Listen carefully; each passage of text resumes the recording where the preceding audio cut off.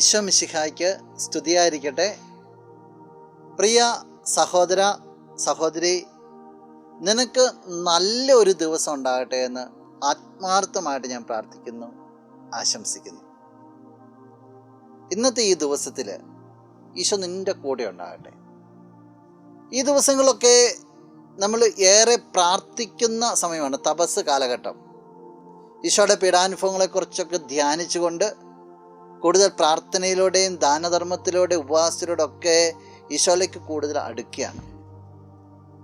പ്രാർത്ഥനയെക്കുറിച്ച് പറയുമ്പോൾ ഈശോയുടെ രൂപാന്തരീകരണ അവസ്ഥയിൽ ഈശോയുടെ പ്രാർത്ഥനയെക്കുറിച്ച് പറയുന്ന ഒരു കാര്യം, പ്രാർത്ഥിച്ചപ്പോൾ എന്തുണ്ടായി, അത് ഇന്നേ ദിവസം നിൻ്റെ ശ്രദ്ധയെ കൊണ്ടുവരാനായിട്ടാണ് ഞാൻ ആഗ്രഹിക്കുക. വിശുദ്ധ ലൂക്കാ അറിയിച്ച സുവിശേഷം 9-ാം അധ്യായം 29-ാം തിരുവചനം. പ്രാർത്ഥിച്ചു കൊണ്ടിരിക്കുമ്പോൾ അവൻ്റെ മുഖഭാവം മാറി, വസ്ത്രം വെണ്മയോടെ ശോഭിച്ചു. പ്രാർത്ഥിച്ചപ്പോൾ ഈശോയുടെ ഫേസിൽ വ്യത്യാസം വന്നു, വസ്ത്രത്തിൽ വ്യത്യാസം വന്നു.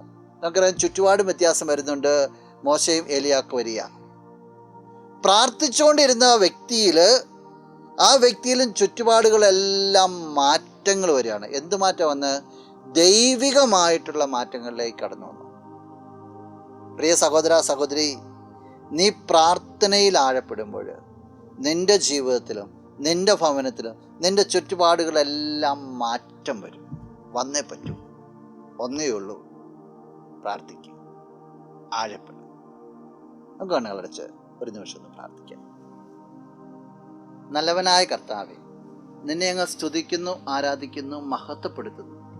ഞങ്ങളുടെ മധ്യയുള്ള നിൻ്റെ സാന്നിധ്യത്തെ ഞങ്ങൾ നന്ദിയോടുകൂടി ഓർക്കുകയാണ്. ഈശോയെ, നിന്നെപ്പോലെ പ്രാർത്ഥനയുടെ ഒരു മനുഷ്യനായിട്ട് മാറുവാനായിട്ട്, അതിലാഴപ്പെടുവാനായിട്ട് ഈ വ്യക്തിയെ അങ്ങ് സഹായിക്കണം. ഇന്നത്തെ ദിവസം നിൻ്റെ നാമത്തെ അനുഗ്രഹിക്കപ്പെടട്ടെ.